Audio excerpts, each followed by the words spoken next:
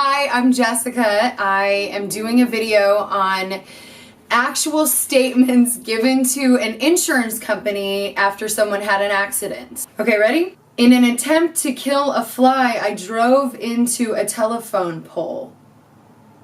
He thought the fly was more important to kill than staying on the road, possibly killing another human being or himself. Why would you admit to that? Why not make up something cool, like trying to save a baby from a burning building, testing the durability of the pole for the safety of the community? Literally anything else could have been used, but this, trying to kill a fly.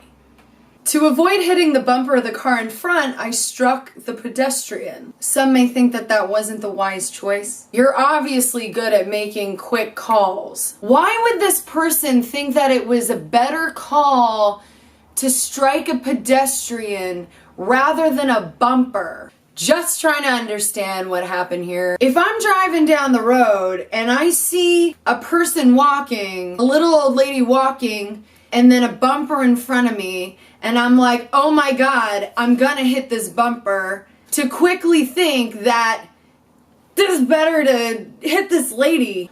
Wise choice, my friend. I saw a slow-moving, sad-faced old gentleman as he bounced off the roof of my car. I thought the window was down, but I found out it was up when I put my head through it.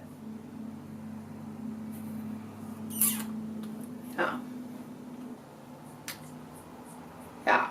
You couldn't think of anything else better to write? If I were the insurance carrier, I'm gonna read this and be like, this person is an effing idiot. We're not giving him any money. But I would want to drop you just completely. I wouldn't want our name to be associated with you. The pedestrian had no idea which way to run, so I ran over him.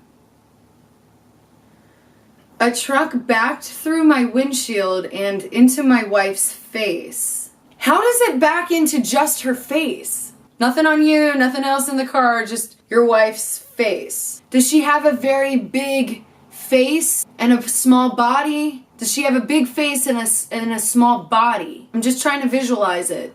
A truck just came in and just like mushed just her face. A pedestrian hit me and went under my car. I'm so sorry. You're clearly the victim here. Did the pedestrian just throw themselves on your car? Did they just run full blast into your car? Sorry, but the person that writes something like this is always the victim in a situation. We all know somebody like this. They're never to blame for anything. Oh, I'm so sorry your face hit my fist. I wouldn't have robbed your ass, but you left your front door wide open, so... I pulled away from the side of the road, glanced at my mother-in-law, and headed over an embankment. I would be so pissed if I were this mother-in-law. You take one look at my face and then you go hurling off of an embankment? Got it. The guy was all over the road. I had to swerve a number of times before I hit him.